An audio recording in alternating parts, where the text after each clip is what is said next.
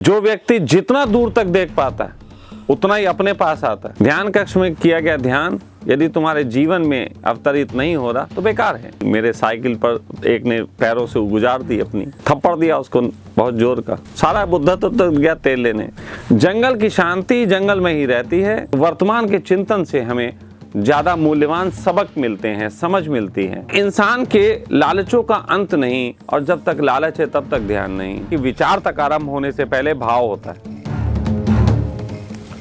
भाव ही आगे बढ़ के विचार बनता है और विचार कर्म में उपलब्ध होता है। सबसे ऊंचा प्रेम जो है वो गुरु शिष्य का बताया गया। अब सांस से ज्यादा तो चिंता और चीजों की बताओ, आप में से कितने लोगों को मरने का भय सताता है या धंधे का भय सताता है? ध्यान कोई क्रिया नहीं, ध्यान एक अवस्था है। साक्षी होना है हमें अपने संकल्प का। भूल जाओ वो साक्षी पुराना वाला, आती जाती सांस देखना। जो सबसे बड़ा आपका टारगेट हो उसे सबसे पहले सॉल्व आउट करो। जिस समस्या का समाधान तनाव से नहीं मिल रहा था, रो के देख के नहीं मिल रहा था, बड़ा शांति से नहीं मिल रहा था, उसका समाधान अगर गुरु मिल जाए तो ध्यान की जरूरत ही नहीं होती।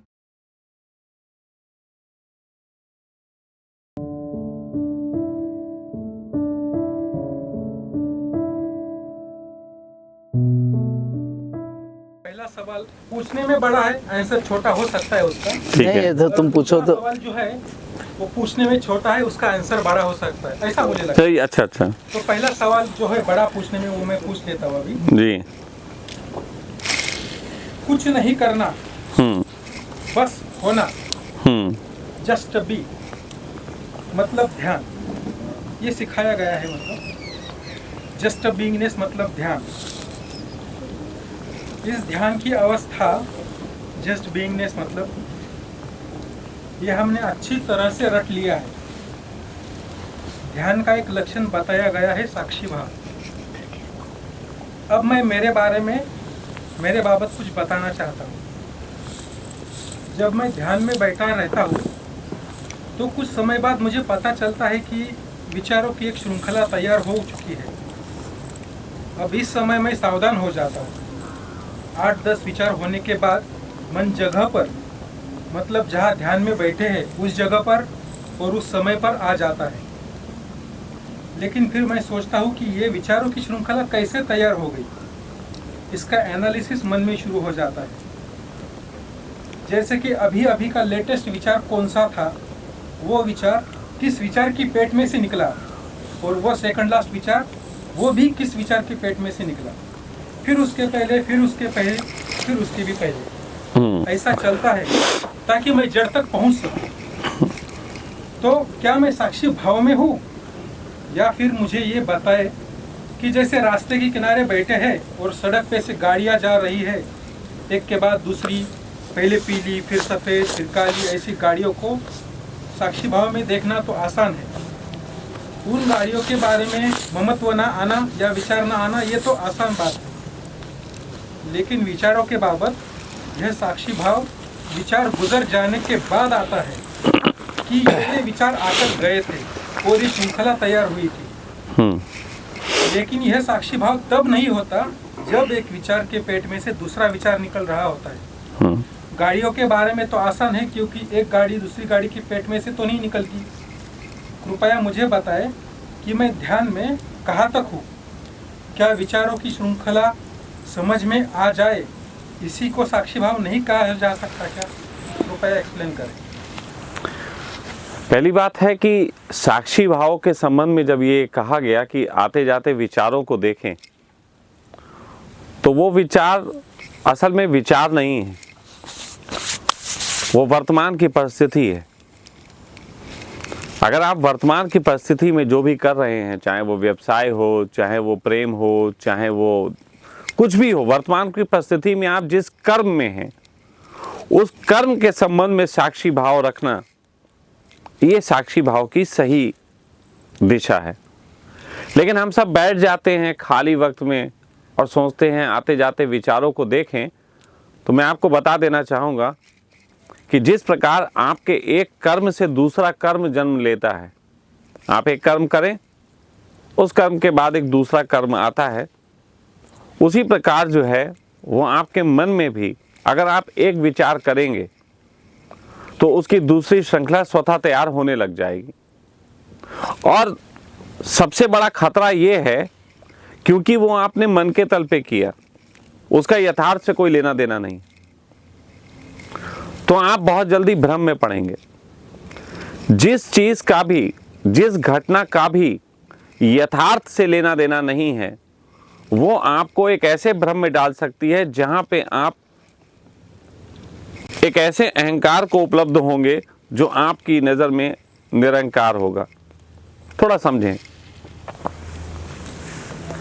जैसे कि आप विचार कर रहे हैं कि अगर मेरा कोई प्रियजन मर गया, विचार कर रहे हैं कि मेरा प्रियजन मर गया तो मैं क्या करूंगा। तो आप एक विचार कर रहे हैं, सोच रहे हैं कि प्रियजन मर गया है, विचार कर रहे हैं प्रियजन मर गया है, अब मैं क्या करूंगा, थोड़ा दुख होगा या नहीं होगा। और मैं आपसे पूछूं, एक वास्तव में प्रियजन मर गया है, क्या इसमें कुछ अंतर होगा? होगा कि नहीं होगा? कर्म होगा वो। नहीं, समझिए बात को। देखिए, गहरे में अगर आप कोई चीज जानने चलेंगे तो आपको पता होगा कि सबसे पहले किसी भी चीज को आरंभ होने से पहले, यहां तक कि विचार तक आरंभ होने से पहले भाव होता है। भाव ही आगे बढ़ के विचार बनता है और विचार कर्म में उपलब्ध होता है। यानी कि एक गैस है, दूसरा द्रव्य है और तीसरा ठोस। सबसे ज्यादा हम प्रभावित किससे होते हैं बताएं? हम सबसे ज्यादा प्रभावित किससे होते हैं? हम ठोस से प्रभावित होते हैं सबसे ज्यादा। और हम ध्यान करते हैं और हम साक्षी होना चाहते हैं और हम मोक्ष को पाना चाहते हैं। असल में हम विचारों के तल पे तो मोक्ष नहीं चाहते। साक्षी की हम साधना इसीलिए तो कर रहे हैं कि रियल में किसी दिन ऐसा घटे जब अपना ही पुत्र समाप्त हो जाए तो किसी फकीर की तरह हम मुस्कुरा सकें। कर तो इसीलिए रहे ना। अब ये बिल्कुल वैसी ही बात है कि आप तैरना सीखना चाहते हैं क्योंकि आपको एक वास्तव में एक नदी पड़ती है जो पार करनी है, और उसके लिए अभ्यास आप कर रहे हैं कल्पना में। खाट पे लेट गए हैं और अब मैं हाथ चला रहा हूं, अब मैं हाथ चला रहा हूं। कोई भी व्यक्ति बताए कि खाट पे लेट के तैरना सीखा जा सकता है? नहीं। बस यही साक्षी का अंतर है। हम सब साक्षी ही गलत तरीके से कर रहे हैं। एक शब्द बहुत पुराना चला आया, मान लीजिए किसी ने कह दिया होगा बहुत पहले, किसी को बहुत गहरा अनुभव हुआ होगा, उसने कहा आते जाते विचारों के साक्षी हों। ये जब कहा गया होगा ना तो फिल्में नहीं होती होंगी। तो किस विचार के साक्षी बनेगा? आज से 5000 साल पहले चले जाते हैं, जब बहुत झंझट नहीं था, ये विचारों की आपाधापी नहीं थी, तो कौन से विचार का साक्षी बन रहा होगा? घर में आटा है कि नहीं है, वर्तमान की जो स्थितियां चल रही होंगी उन्हीं का तो साक्षी बन रहा होगा ना। यानी कि जब ये कहा गया था तो बहुत यथार्थ के तल पे साक्षी होने को कहा गया था। लेकिन हम साक्षी किसके हुए? हमने झूठी झूठी कल्पनाएं कर ली, खाली बैठ गए फोकट में, बोले आप चलो आते जाते विचारों को देखते हैं। ये क्या बकवास है? ये साक्षी है ही नहीं, ये आपको कहीं नहीं पहुंचाएगा। हाँ, ये एक चीज से पहुंचाएगा, और वो ये है कि आपको गहरे में ये लगने लगेगा आप बहुत बड़े ध्यानी हो। आप बहुत अभ्यास कर करके थोड़ी देर के लिए अपने आप को शांत भी कर लोगे। मैंने किया है ये, जंगल में साधना के दौरान मैंने ऐसा किया। जंगल में साधना के दौरान बड़ा शांत हो गए थे, आनंद, एनलाइटमेंट का कुछ भ्रम हो गया था। लेकिन जब वास्तव में निकल के आए जीवन में दोबारा से, और सड़क पे घटना घटी, मेरे साइकिल पर एक ने पैरों से गुजार दी, अपनी थप्पड़ दिया उसको बहुत जोर का, सारा बुद्धा तो गया तेल लेने। जंगल की शांति जंगल में ही रहती है, वो शहर में नहीं आती। ध्यान कक्ष में किया गया ध्यान यदि तुम्हारे जीवन में अवतरित नहीं हो रहा तो बेकार है। जो आप केवल विचारों के साक्षी करेंगे तो ये उस समय काम नहीं आएगा जिस समय साक्षी को आना चाहिए था।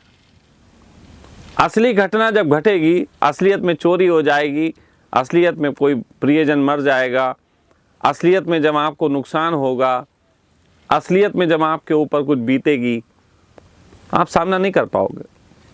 क्योंकि खाट पे लेट के तैरना सीखा था, तैरना सीखना था हमें वास्तव में नदी में उतर के, और नदी में उतरने के खतरे हैं, इसीलिए तो ध्यान कक्ष बने। जंगल में ध्यान के खतरे हैं, इसीलिए तो हमने ध्यान कक्ष बना दिया। सुविधाजनक ध्यान,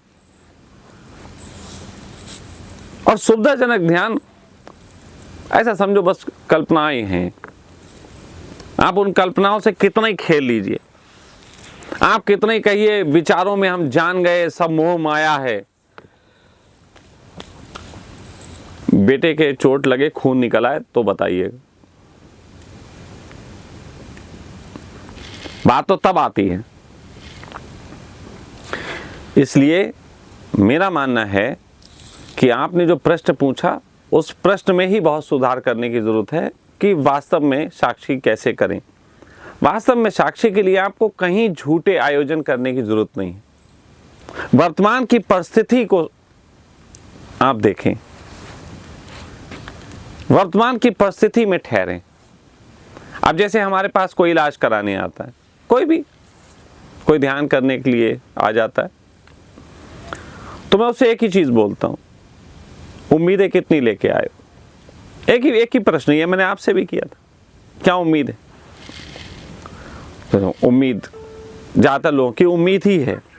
हाँ, क्योंकि वो इन बातों पे ये बोल तो देते हैं उम्मीदें नहीं है, लेकिन होती तो उम्मीदें।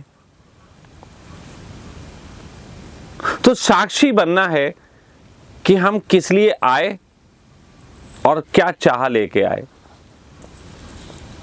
आए मोक्ष के लिए, आए थे हरि भजन को, खाना अच्छा मिल रहा है नहीं मिल रहा है, पानी गर्म है नहीं है, ठंड लग रही है, रजाई में ठंड बच रही नहीं बच रही, ये क्या सेशन हो रहा है, सेशन ध्यान कक्ष होना चाहिए, क्या आग के पास बैठाल दिया। आए थे हरि भजन को और ओटल लगे कपास। अपना लक्ष्य केंद्रित होना चाहिए। योग में जो बताया जाता है ना, धारणा के बाद ध्यान, ध्यान क्या है? केंद्र क्या है? आप वर्तमान में कोई भी काम करें, आप दुकान पे बैठे, आप दुकान खोल के बैठे, साक्षी बने कि मैं यहां क्यों बैठा हूं। बनियों ने इसको बहुत अच्छे ढंग से डेवलप किया।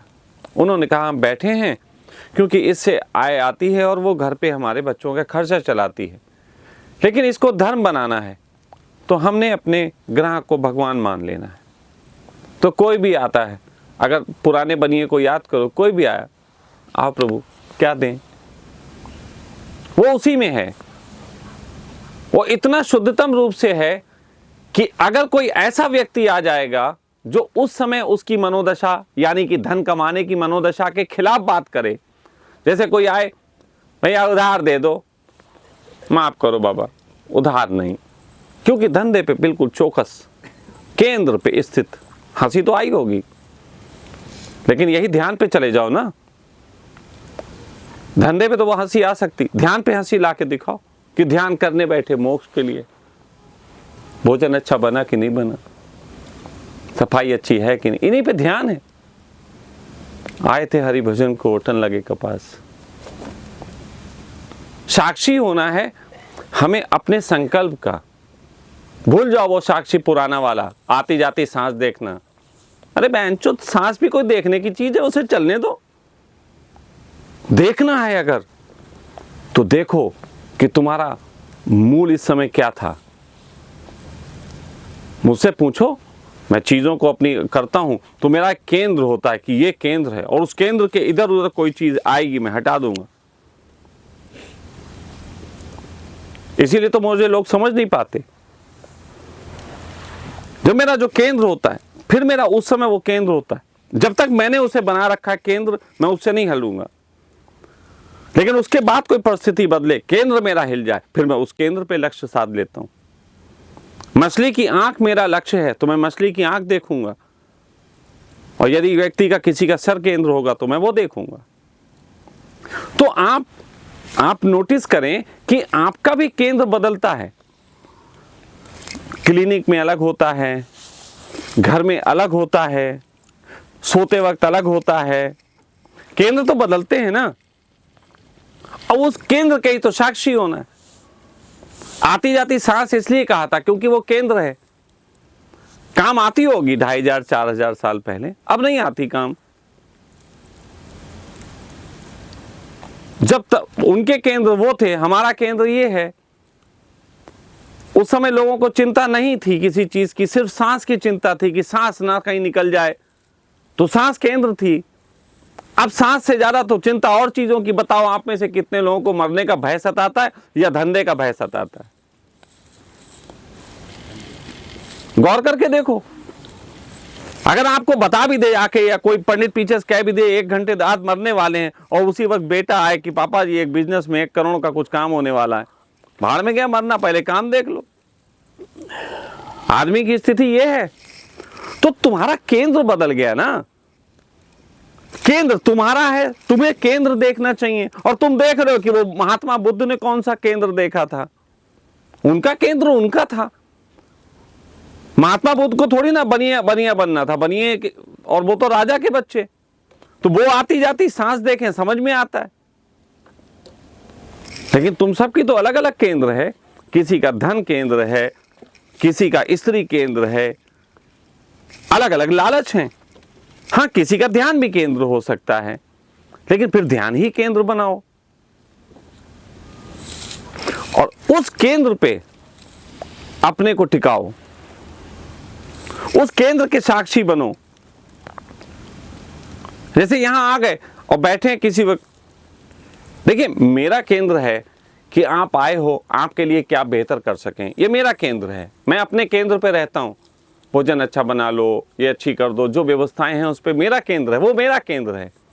लेकिन वो केंद्र आपका नहीं होना चाहिए। आपका केंद्र ध्यान होना चाहिए, आपका केंद्र, आपका लक्ष्य होना चाहिए। लाइव मत कोई आना, अभी लाइव नहीं कोई करेगा, अभी लाइव नहीं करना कोई भी, ठीक है। तो केंद्र जो है वो अपना निर्धारित करना चाहिए, और उस केंद्र पे अगर आप ध्यान करते हैं, मैं आपसे कहूंगा बड़ा हैरान हो जाओगे। अगर आपने साक्षी की साधना बहुत की है तो केंद्र की साधना 21 दिन करके देखो। जो भी केंद्र हो, टिक जाओ उस पे। किसी भी जगह होने का जो मूल रीजन है, जड़ में, उसको देखो और आपको मजा आएगा। नए तरीके से जो है वो आप आती जाती सांस की जगह आता जाता केंद्र देखें। इसे खोल लो, इसके अंदर बैठते हैं चल के। कहाँ गए डॉक्टर साहब? ठीक है, धनंजय जी नहीं है यहाँ पे? वो बुलाया, लेकिन ठीक है, ओके। तो ये जो चीज़ है, बस इतना ही ध्यान रखने वाली बात है। केंद्र को पकड़ लो। और सब लोग, अब केंद्र को पकड़ने के लिए बहुत सिंपली ढंग है। आप चलते हो, उसके लिए बैठने की जरूरत नहीं, आप चलते चलते केंद्र को पकड़ सकते हो, वर्तमान के चिंतन में चल सकते हो। आप कोई कहेगा बड़े चिंतित लग रहे हो, नहीं, चिंतित अलग चीज है। कहना नहीं हम चिंतन में हैं, चिंतित नहीं, चिंतन में है। ज्यादातर ऐसे होता है, लोग क्या कहेंगे, लोग क्या सोचेंगे, हम ऐसे चलेंगे, लोग कहेंगे बड़ा चिंतित है। होने दो, अपने लिए कर रहे हो, उनके लिए कर रहे हो। दुकान अपने लिए खोल रहे, सब कुछ अपने लिए कर रहे, तो ये चिंतन भी अपने लिए करो, और फिर आप पाओगे बड़ा मजा आएगा, और ये आपको गहराई देगा। कल मैंने एक बात लिखी थी कि जो व्यक्ति जितना दूर तक देख पाता है उतना ही अपने पास आता है। जितना दूर तक देख पाओगे, अगर तुम ये देख पाओ कि 40 साल बाद मेरी मौत हो जाएगी, और गहनतम रूप से देख पाओ, तो आज ही अपने पास आ जाओ। अगर तुम ये देख पाओ कि ये बच्चे हमारे जो हैं, बेटी बेटा, ये एक दिन अपने काम पे लगेंगे और सब भूल जाएंगे, आप आज ही उनके मुंह से वापिस आ जाओगे। देखने की कला चाहिए, दूर तक देखने की कला चाहिए। और दूर तक आती जाती सांसों को देख के कुछ नहीं होगा, विचारों को देख के कुछ नहीं होगा। दूर तक देखना है तो वर्तमान के चिंतन को देखो, क्योंकि वर्तमान के चिंतन कभी आपके अपने बच्चों के प्रति भी होंगे, कभी आपके अपने और कामों के प्रति भी होंगे। तो वर्तमान के चिंतन से हमें ज्यादा मूल्यवान सबक मिलते हैं, समझ मिलती है, और वही समझ काम आती है। अब अगला कर सकते हैं कुछ।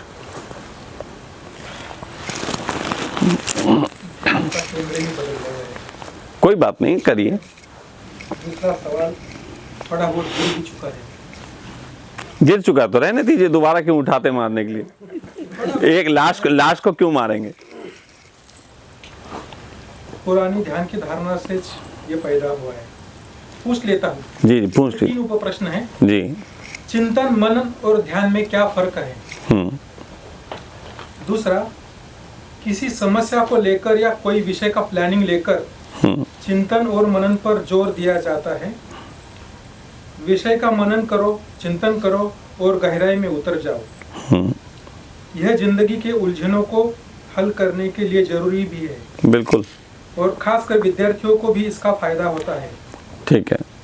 लेकिन एकांत में ध्यान की साधना करने के लिए बैठेंगे तो अगर यह चिंतन मनन की श्रृंखला ही तैयार हो जाए, तो एक ही विषय पर विचार चलते रहे, तो क्या इसे ध्यान नहीं कहा जा सकता? और ऐसे समय ही समस्या का हल निकल आना ज्यादा संभव है ना।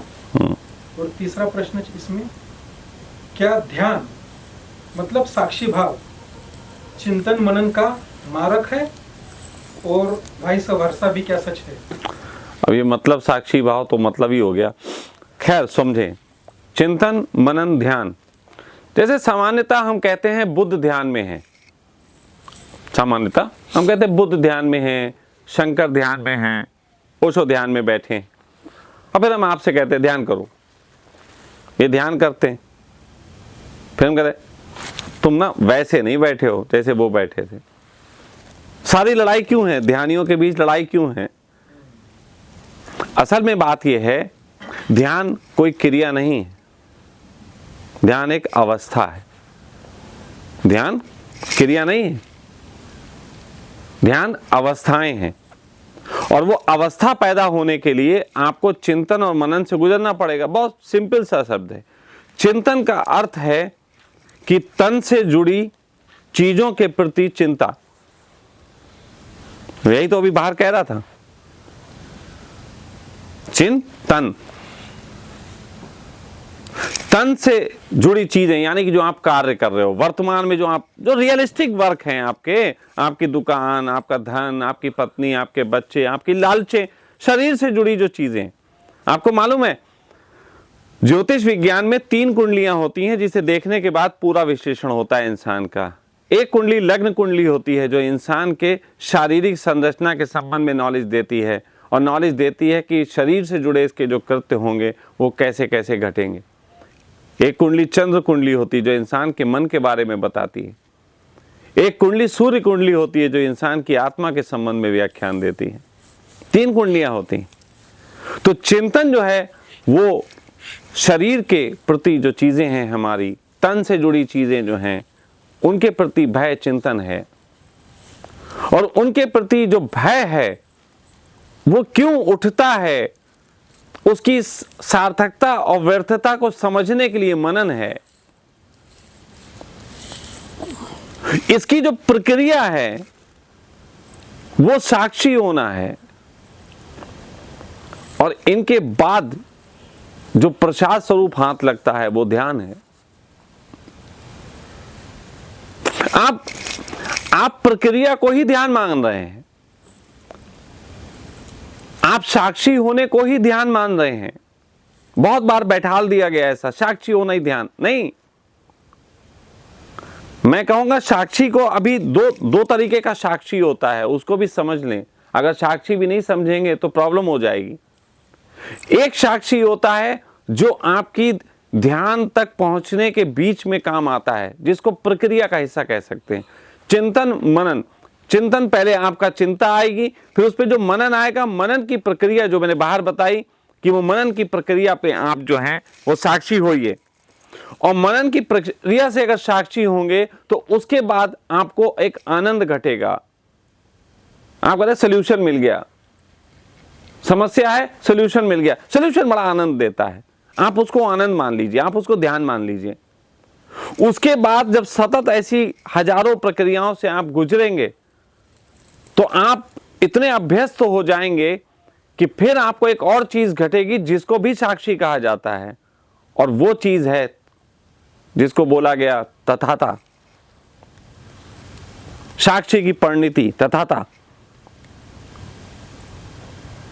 फिर बहुत झंझट नहीं होते, फिर बहुत हिलर चिलर नहीं होती, फिर वो चिंतन मनन और उसके लिए हमें कुछ करना है ये सब भी नहीं होता, वो बस हो जाता है, तुरंत ही हो जाता है। जैसे मैं हूं, मैं आपके बीच आऊंगा, इसके लिए कोई चिंतन नहीं है मेरा, मैं तो बैठा हुआ अपना देख रहा था, अपना काम कर रहा था। उन्होंने बोला कि वहां सब तैयार रखा है स्वामी जी, हमने चलो आ जाते हैं, तो इसके लिए चिंतन, कोई मनन भी नहीं किया, आ गए।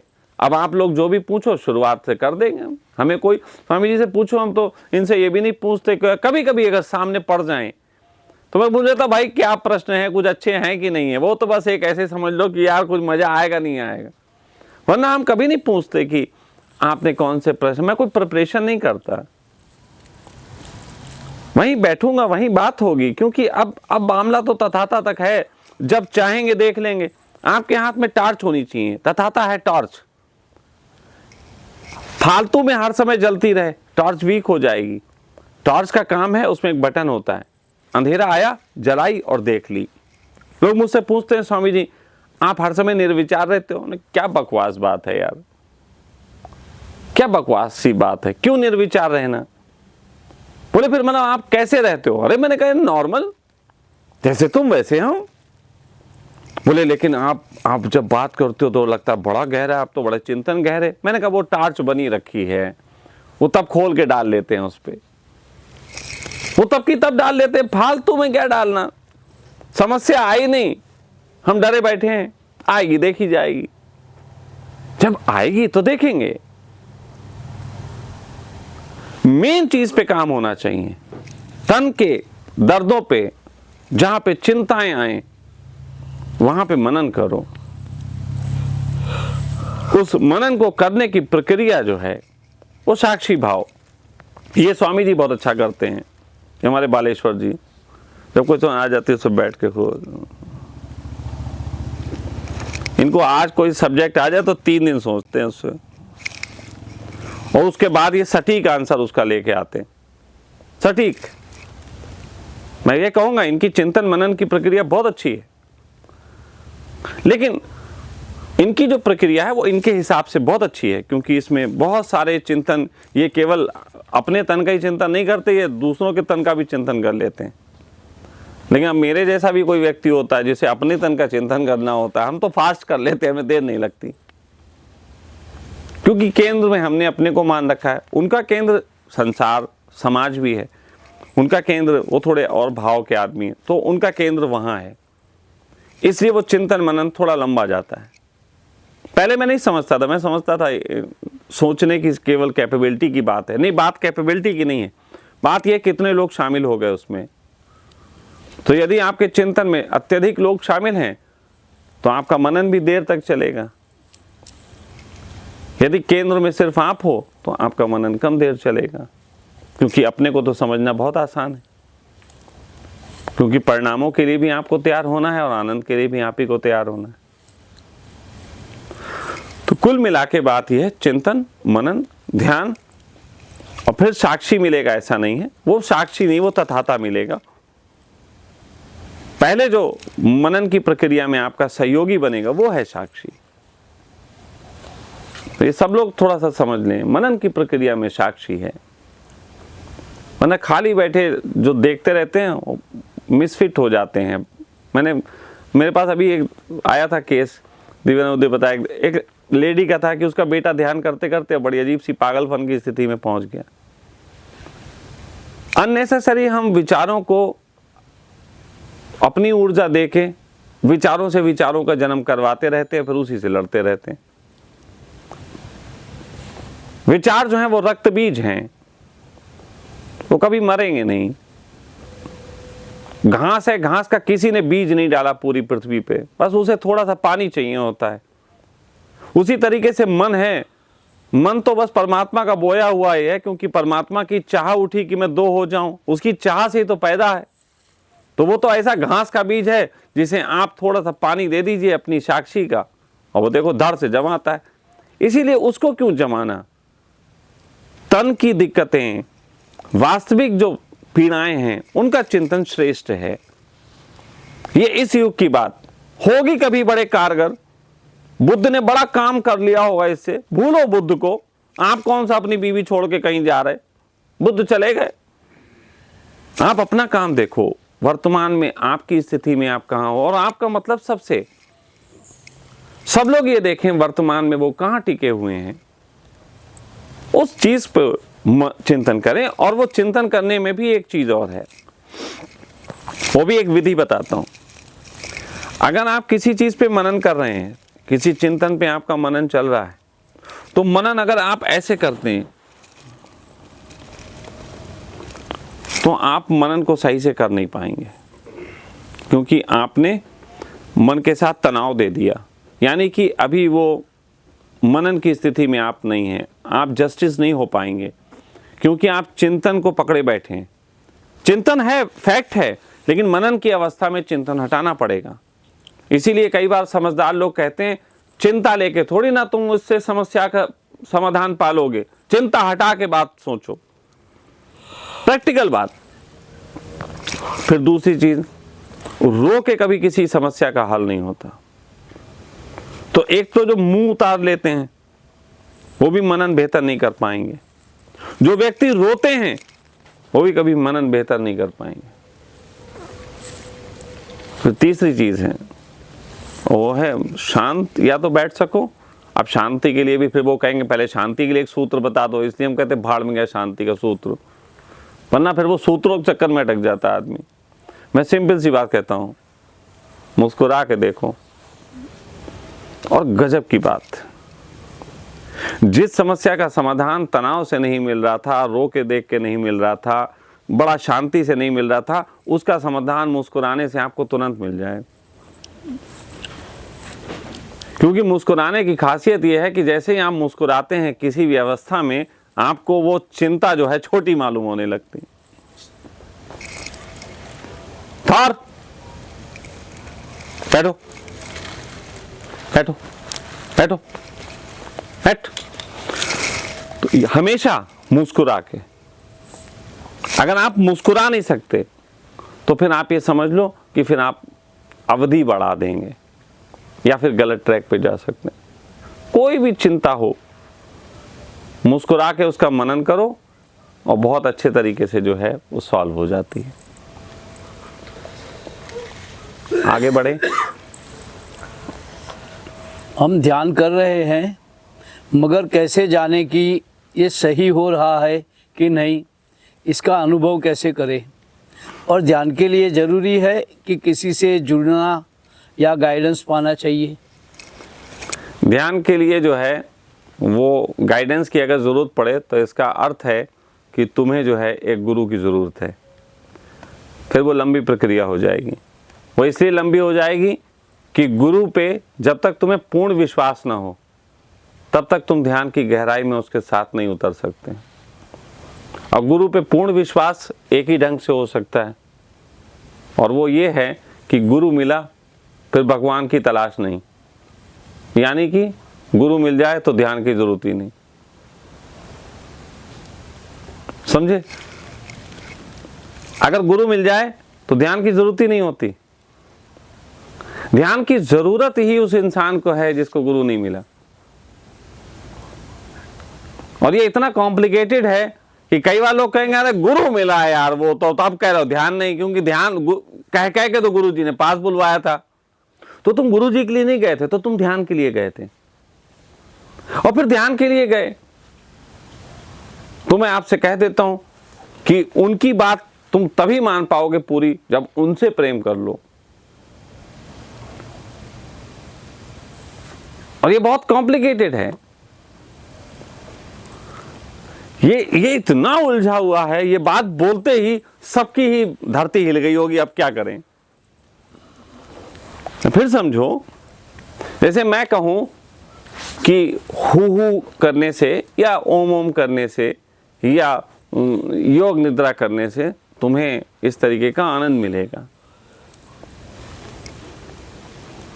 तो यदि आपको संदेह है यार मिलेगा नहीं मिलेगा इनकी बात मानने से, तो आप जो हैं कभी पहुंच ही नहीं पाओगे वहां तक। ये एक हिप्नोटिज्म का ही पार्ट है, लेकिन ये स्वीट हिप्नोटिज्म है, इसे मैं कहूंगा गुड हिप्नोटिज्म। कि अगर आप किसी व्यक्ति को इतना प्रेम करते हो कि वो जो कहे मान लिया, तो उसका कुछ भी कहना आपके लिए ध्यान हो जाएगा। कुछ भी कहना ध्यान ही होगा। लेकिन अगर आपको उस पर विश्वास नहीं है, और विश्वास की पैरामीटर है, विश्वास का अर्थ इतना होना चाहिए कि जैसे मैं आपको यहां बुलाऊं कि आओ ध्यान कराएंगे, और फिर आप यहां आ जाओ और मैं बोलूं विश्वास है मुझ पे, हाँ विश्वास है, तो हम कहेंगे ध्यान करने से कुछ नहीं होता। अब मान पाओ। क्यों? क्योंकि आप आए एक लालच से, वो लालच ही गिराना है। गिराने का उपाय है उससे बड़ी चीज मिले। ध्यान से मिलेगा क्या? ध्यान से भगवान मिलेगा। और मैं ये कहूं कि ये लालच लगातार, हो सकता है भगवान मिल जाए, फिर भगवान से भी तुम कुछ मांग लोगे। ये अनलिमिटेड लालच की तरफ तुम बढ़ रहे हो। तो यदि तुम्हें ध्यान भी गिरा पाओ, किसी से ऐसा प्रेम हो जाए कि ध्यान की भी मांग ना उठे, तो समझो तुम्हें गुरु मिला। उसकी संगत में होना ही ध्यान है। और अगर कोई पूछ रहा है कि ध्यान घटा नहीं घटा ये कैसे पता चलेगा, तो समझो कितना बड़ा भ्रम है। तुमने ये प्रश्न कभी खाना खाने के संबंध में पूछा कि खाना खाएंगे कब पेट भरेगा? तुमने कभी नींद के संबंध में पूछा कि जब हम सो जाएंगे कैसे पता चलेगा हम सो गए? तुमने ये कभी बारिश के संबंध में पूछा कि भीगेंगे तो कैसे पता लगेगा भीग रहे हैं कि नहीं भीग रहे हैं? कमाल की बात है। छोटी छोटी चीजों के संबंध में तुमने नहीं पूछा, ध्यान के संबंध में पूछ रहे हो कैसे पता लगेगा? तो जिससे पूछ रहे हो उस पर भी तुम विश्वास लेके पूछ रहे हो। और अगर वो कोई कह दे कि ऐसा होता वैसा होता है, तो जिससे तुमने प्रश्न पूछा है यदि तुम उसकी बात मान ही नहीं सकते, तो तुम्हें जवाब कैसे मिलेगा? और कोई कह दे तुम उसकी मान लो, इसके लिए पूर्ण विश्वास चाहिए, और फिर वही विश्वास की प्रक्रिया है। जैसे तुमने मुझसे पूछा, किसी ने पूछा, मुझे नहीं मालूम किसने पूछा, चलो जिसने पूछा, हम नाम नहीं पूछेंगे, हम उससे कह रहे हैं, हम कह रहे हैं ध्यान से नहीं कुछ होता। जिस दिन ऐसा तुम्हें होश आ जाएगा, समझ लेना ध्यान घट गया। अब मानो, और फिर ऐसा व्यक्ति क्या करेगा? इनकी बात से हम सेटिस्फाई नहीं है, फिर वो दूसरा गुरु ढूंढेगा, दूसरे के पास जाएगा, बाबा जी आप आंसर दो। वो तब तक ढूंढता रहेगा जब तक उसे अपने हिसाब वाला आंसर ना मिल जाए जो उसे चाहिए, क्योंकि उसे अपने को संतुष्ट करना है ना, उसे ध्यान से लेना देना नहीं है। उसे ध्यान से जो ढूंढ रहा है जल्दी है, फटाफट वो मिले। जैसे शादी करता है, तो शादी करने के वो क्या ढूंढ रहा है? वो सबसे पहले सुहागरात मिले, भाड़ में गया बाकी चीजें, सबसे पहले सुहागरात की तैयारी। तो इंसान के लालचों का अंत नहीं, और जब तक लालच है तब तक ध्यान नहीं।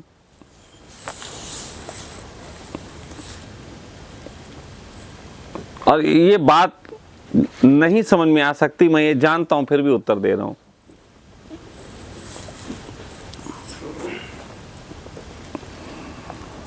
मैं जानता हूं ये समझ में नहीं आएगी, और उसका सिर्फ एक कारण है। उसका कारण है कोई साल भर से कर रहा है, कोई 2 साल से कर रहा है, कोई 3 साल से कर रहा है, कोई 10 साल से कर रहा है, कोई 20 साल से कर रहा। और यदि वो मेरी मान ले तो आज ही उसके इतने साल खराब हो जाएंगे। और कौन अपने इतने साल खराब करवाए? भले ही गलत रास्ता चलता रहे, लेकिन रास्ता छोड़ने को कह दिया, ये तो यार बात गलत है। जैसे मैं रजनीशपुरम बना रहा, रजनीशपुरम बनाते बनाते अचानक नहीं हटाओ, हाँ यार बताओ यार, इतने दिन मेहनत हटा दिया, नहीं बात समझ में आई, गलत है, आज गिर गए, बात खत्म। हम तो ये संबंधों के संबंध में भी कहते हैं कि अगर किसी से जरा सी तुम्हारी अनबन हो जाए, बात खत्म, समझ लो बस ये इतना ही थे, आज नहीं कल गिरेंगे गिरेंगे, उसी दिन मान लो, संबंध विच्छेद उसी दिन मान लो, रिजल्ट बाद में भले ही आए, समझ लो शुरुआत हो गई, बीज बो गया, दरार पड़ गई, अब बिल्डिंग भले ही गिरे 10 साल बाद, दरार तो पड़ी गई। प्रतीक्षा करो 10 साल, लेकिन समझदार आदमी प्रतीक्षा नहीं करता, वो कहता बस अब घर छोड़ने लायक हो गया, दरार पड़ गई।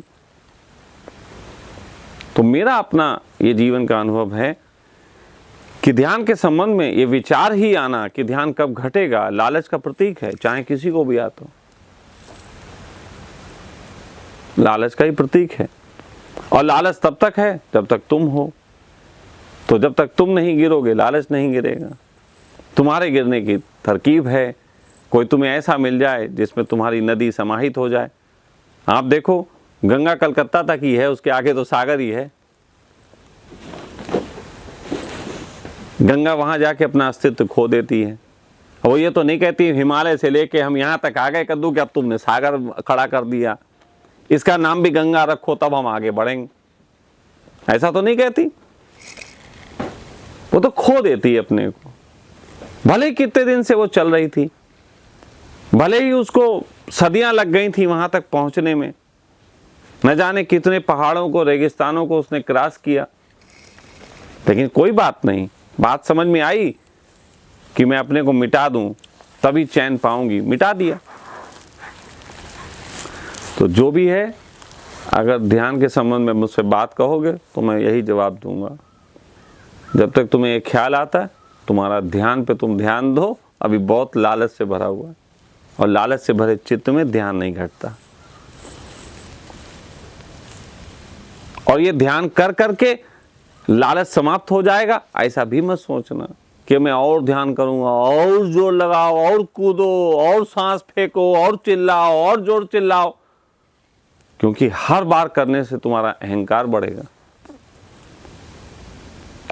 मैं एक समय सोचता था कि सबसे ज्यादा अहंकारी अगर कोई होते हैं तो पत्रकार होते हैं। नहीं, जगत में अगर अहंकारी ढूंढने हो तो सबसे बड़ा अहंकार पत्रकार के पास होता है, क्योंकि पत्रकार के पास अहंकार इसलिए होता है वो किसी के लिए भी प्रश्न उठा देता है।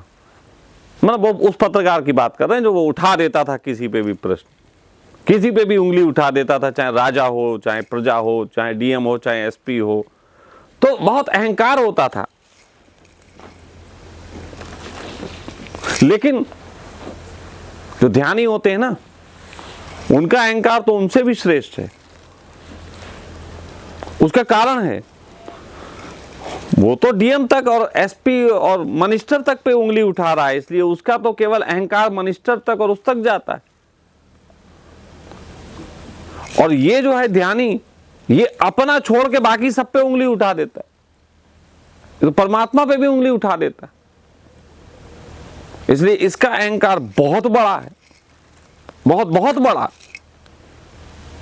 आप सोच भी नहीं सकते उतना बड़ा। और सारी बात तो अहंकार गिराने की है, सारा खेल तो अहंकार गिराने। और कभी किसी ने कहा था, अगर आपने सुना हो, सबसे आसान तरीका है प्रेम में अहंकार गिराना। लेकिन प्रेम अगर विपरीत लिंग आकर्षण है तो वो प्रेम नहीं होगा, वो भी शारीरिक जरूरत होगी। इसीलिए सबसे ऊंचा प्रेम जो है वो गुरु शिष्य का बताया गया, क्योंकि वहां पे मामला दूसरा है। वहां पे भी जो आकर्षण है वो स्त्री पुरुष वाले आकर्षण के तहत प्रेम नहीं है। वहां आकर्षण जो है वो कुछ और है।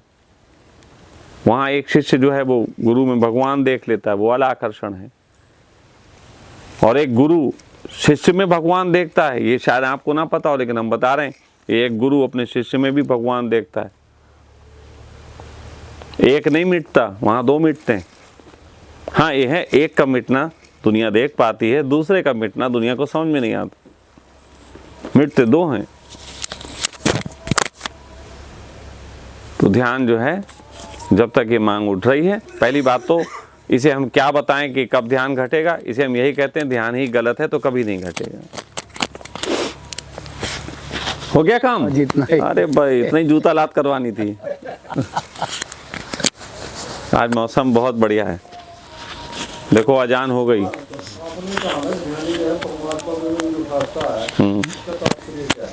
उसका तात्पर्य है कि कभी कभी ध्यानी बहुत ध्यान करने लगे, कई दिन हो जाएं तो गुस्सा में आ जाता है, हम नहीं कर रहे यार, इससे कुछ नहीं होता, इस तरीके की हरकत भी दिखा देता है। कभी अपने पे संदेह नहीं करता कि वो गलत रास्ते पे चल रहा है। तुमने देखा होगा कई सन्यासी ये कहते बाद में हम नहीं कर ध्यान, वो उसे कभी अपने पे ख्याल नहीं आता कि वो गलत कर सकता है कुछ, उसे अपने ऊपर संदेह नहीं उठते। गुरु के ऊपर संदेह उठा देगा, भगवान के ऊपर भी उठा दे, तो अध्यात्म से ध्यान के ऊपर भी उठा देगा कि ये ध्यान गलत है, अब दूसरा करेंगे, लेकिन अपने ऊपर नहीं उठाएगा कि साले हम ही गलत हैं। हम और क्या, वो हम उसे झूठा बोल रहे हैं, अब आप अच्छे शब्द दे रहे हो, हम तो इतने अच्छे शब्द नहीं देते, तो ये हो जाता है उसमें।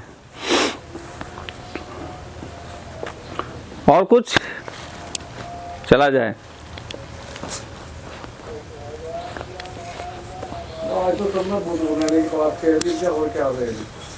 हाँ प्रक्रिया तो है, करके देखो तो जानो, अपने अपने चिंतन को पहचानो, अपने अपने मनन को करो। नहीं, और ये वाकई में आप थोड़ा बहुत प्रैक्टिकल बात है। चिंतन मनन साक्षी गलत जगह साक्षी कर रहे। साक्षी का उपयोग जीवन की वर्तमान चीजों पे करो, वर्तमान अवस्थाओं पे करो, वर्तमान जो घट रहा हो। इसीलिए मैंने उस दिन वो भी कहा था, मैंने कहा था ना, वो कौन सा नाम बताया था, दर्द को क्या नाम दिया था, तन्हाई। तन्हाई देखो बहुत अच्छी चीज, तन्हाई में आदमी करता है। तन्हाई में आदमी चिंतन मनन सब करता है बढ़िया वाला। लेकिन वो तो एक अपॉर्चुनिटीज हैं जो नेचर में आती हैं, वो तो विरह में आती हैं और सब चीज़ों में आती हैं, पेन में आती हैं। लेकिन आप वर्तमान की अवस्थाओं से शुरू करो तो वो और बढ़िया रहेगा। जैसे मैं करा करता तो मुझे क्या था, इसको करने के ढंग मुझे मैं सीख रहा था कैसे करूं। तो मैं कंफर्ट, जैसे मैं बैठता हूं तो मैं बैठते वक्त एक मेरा ये होता है, ये बड़ा कंफर्ट मेरा जोन है। अगर मैं अकेला बैठा हूं और कुर्सी पे बैठा हूं तो मैं ऐसे घंटों बैठे रह सकता हूं, ये मुझे सहज पॉस्चर है। और अगर चलता हूं और चलते में, या अगर जैकेट पहने हो तो जैसे जाड़े हैं तो भाई ये वाला मेरा होता है, वरना मैं ये कर लेता था। सिंपल एकदम, बहुत मतलब आप अपने अपने ढूंढो, ये नहीं कि मेरा वाला। जैसे गांधी जी थे, वो तेजी से चलता मैं भी तेज हूं, लेकिन मेरा ढंग अपना है। तो आदमी के उठने बैठने चलने खाने सोने लेटने सभी तरीके के एक ऐसे पोस्चर होते हैं जो उसे कंफर्ट जोन में ले जाते हैं, बिल्कुल वो सहज होता है। और अगर आप ढूंढोगे वही 108 हैं संस्कार